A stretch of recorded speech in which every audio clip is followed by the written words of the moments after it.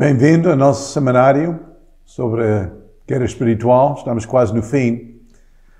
Hoje eu quero falar sobre uma área que não somente é a batalha pessoal. Quase em todo esse curso nós temos falado sobre a nossa libertação, a nossa guerra, a nossa milícia pessoal, a nossa arma, tudo que é para o indivíduo. Hoje eu quero falar sobre aquela batalha mais coletiva. Aquela batalha em que envolve outras pessoas conosco. A batalha que usa a igreja. Em Mateus 16, quando Jesus perguntou a Pedro o que todos os discípulos, e Pedro respondeu, o que as pessoas pensam que eu sou? E Pedro diz a Jesus, tu és o Cristo, o Filho de Deus vivo. E depois Jesus olhou para Pedro e disse, sobre essa pedra, sobre essa rocha, sobre esse fundamento, essa confissão, eu vou construir a minha igreja, vou edificar a minha igreja, e as portas do inferno não prevalecerão contra ela. Que incrível! A batalha, enfim, é uma batalha contra o propósito de Deus em relação da sua igreja, que é uma pessoa coletiva. Nós fazemos parte dessa igreja. A nossa libertação é importante para que em conjunto podemos fazer essa batalha, podemos confrontar aquelas portões do inferno, aquela porta, porque antigamente, cada cidade foi rodeada por muralhas, era a sua proteção. As portas eram aquela base de governo. Os anciãos e os líderes sempre fizeram os seus negócios e suas decisões à porta, lá da cidade, onde juntaram para fazer decisões. Então podemos dizer, as estratégias do inimigo, aqueles portões, aquele governo dele, não pode prevalecer contra a igreja. Aquilo que é os métodos, aquelas cilados, aquelas coisas do inimigo, não pode prevalecer contra a igreja. A igreja pode romper com aqueles argumentos, romper, quebrar aquelas planos do inimigo, destruir as suas obras em conjunto, a igreja em conjunto. Quando eu tenho pensado muito sobre essa matéria, porque cada vez que eu ensino eu aprendo ainda mais, uma coisa que eu, talvez por causa do meu passado, formação em filosofia, mas palavras, e essa é uma guerra das palavras, pode ser muito diversas e sujeita a muita interpretação. Mesmo a palavra de Deus, às vezes, tem tanta interpretação diferente, pessoas recebem tanta coisa, olhando para o mesmo texto. O inimigo opera nesta confusão de palavras, de ideias, de conceitos, sempre levantando mais outro conceito, mais outra coisa nova, e as pessoas correm atrás, uma coisa nova, e tudo, e está completamente bombardeado. Usa as mesmas palavras, até que usa palavras que é aceito para tudo, como justiça, por exemplo. E hoje em dia, essa palavra justiça está a ser tão interpretado de uma forma que está a justificar uma certa perversidade da justiça. Muito longe daquilo que Deus estabeleceu na sua palavra como justiça. Então, ideias têm essa tendência de ser mal interpretada ou confusa. Para ser entendida como que Deus entende, tem que ser manifesta. Tem que ser contextualizada e visível na própria vivência das pessoas aqui na Terra. Aquilo que é invisível tem que se tornar visível. É como que Deus invisível se fez visível em Jesus Cristo. Agora, através de Jesus Cristo, podemos conhecer Deus, porque agora Ele é visível. Podemos ver, podemos conhecer, podemos tocar, podemos alucinar. Porque Ele se fez carne, Ele entrou no visível. Agora podemos... E tudo que tem a ver com Deus tem que ser encarnado. E o propósito da igreja é para encarnar as coisas espirituais, o invisível, para que todas as pessoas possam conhecer e saber não somente quem que Deus é, mas o propósito de Deus aqui na Terra. Quero que nós abrimos em Efésios, capítulo 3, versículo 10. Quando eu li esse versículo, porque às vezes nós lemos e depois um dia aquilo dispara e temos uma revelação. E isso aconteceu com esse versículo. E não somente uma vez, levou meses a pensar sobre esse versículo e mais Deus começou a ministrar ao meu coração sobre o seu eterno propósito dado à igreja. Versículo 10 diz, para que agora, pela igreja, a multiforme sabedoria de Deus seja conhecida dos principados e potestades nos céus. Lembra-se que eu disse que por causa do pecado, o inimigo vai perante Deus e nos acusa de dia e noite. Eu estou a ouvir aquela conversa. Está a ver? Eu tinha razão. Eles não conseguem gerir nada. Eles falham, são fracos. Não é? Eu tinha razão. Não é? E agora, através da igreja, a multiforme sabedoria de Deus, eu vou dizer, a sabedoria de Deus é maior do que a sabedoria dos querubins, maior, mais alto do que a sabedoria humana.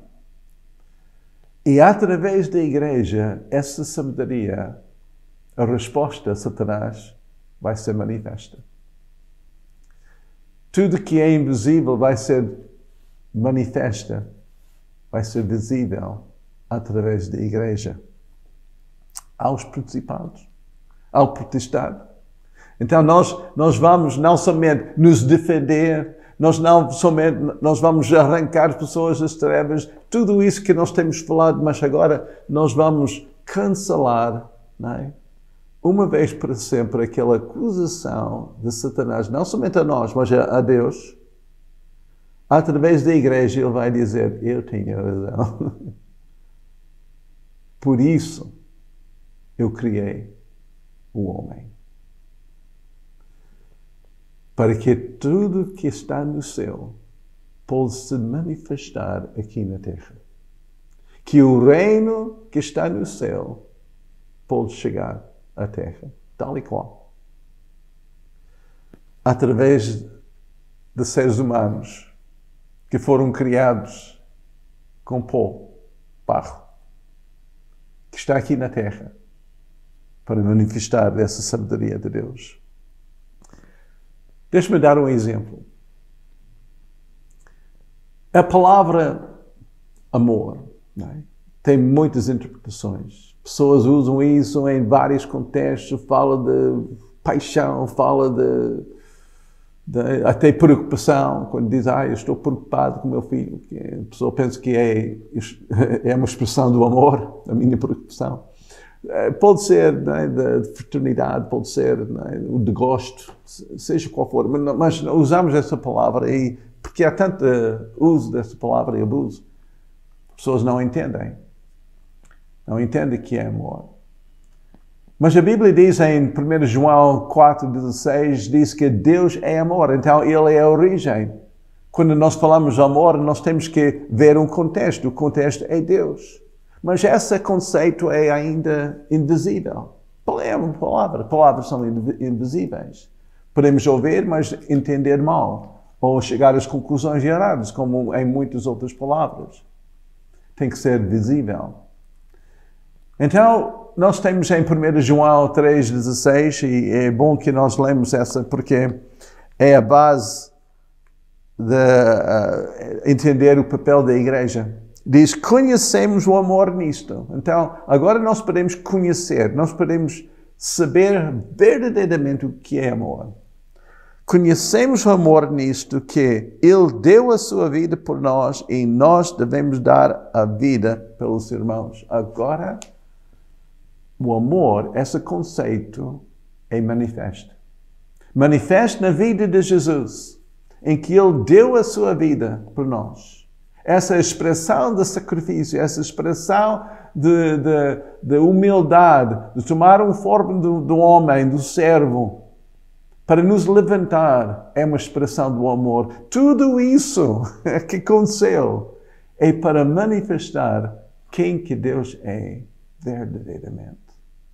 Porque é o seu reino, é o reino do amor. E depois ele diz, a igreja agora, nós podemos manifestar esse amor dando a nossa vida aos nossos irmãos, servindo uns aos outros, submetendo uns aos outros, honrando uns aos outros, dando, sacrificando, tudo.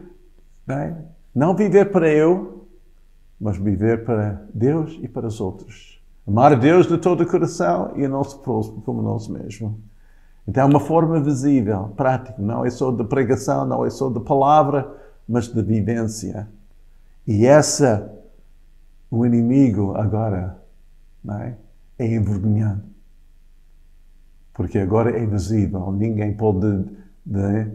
Até que a Bíblia diz, nós vamos ser conhecidos como cristãos, que não somos de Deus pelo amor que nós temos uns pelos outros, pela visibilidade invisível. E as pessoas vão olhar para nós e dizer, esse é Deus. Esse é Deus. Mesmo nesse mistério da Trindade, em que muitas pessoas pensam que estamos a adorar 3 deuses. O Pai, o Filho e o Espírito Santo. 3 deuses. Eles não entendem. É um mistério. Pessoas confundem. Pessoas tentam explicar isso de uma forma diversa. É um triângulo. Várias coisas. Mas ainda é confuso. Mas a Bíblia diz, quando 2 ou 3 estão reunidos no meu nome, eu estou ali presente. Uau! Quando nós juntamos com a igreja juntam, neste mistério da comunhão, estando juntos, a presença de Deus está presente, A Trindade. Deus está no nosso meio. Pessoas que isolam a si mesmo, nunca têm essa experiência, não manifesta aquele mistério. Então, fica sem derrubar os portões do inferno, fica sem efeito em expressar ao inimigo os mistérios de Deus. Nós faltamos ao nosso propósito quando nós não nos congregar. Por isso, Deus avisa-nos para não deixar a nossa congregação, não deixar o facto de congregar. Porque o inimigo não pode ser envergonhado se nós ficarmos no nosso cantinho sozinho. Quando estamos juntos, Deus está no nosso meio, se manifesta. O invisível Deus, a Trindade de Deus, é manifesta na nossa união. A bênção de Deus cai, a sua presença, as coisas se manifestam. Nós entramos naquele tempo de adoração. Tudo que eu tenho falado assim, agora está assim, nesta expressão coletiva. A igreja, o corpo de Cristo aqui na terra, estamos ali para derrubar aquelas fortalezas do inimigo e dizer, não, Deus tinha razão. Deus tinha razão só porque através de nós, seres humanos, com as nossas limitações e os nossos feitios e os problemas diversos, quando nós estamos reunidos, Deus está no nosso meio. Quando nós pedimos alguma coisa, quando adoramos, Deus está sentado no seu trono. Não. Aquilo que é invisível é manifesto. E vários outros aspectos, podemos ver tudo que a igreja faz tem um propósito em Deus. E tem uma mensagem ao inimigo que diz, Deus diz, eu tenho razão. eu escolhi o homem, eu escolhi a humanidade para manifestar quem que eu sou aqui na Terra. Deus te abençoe.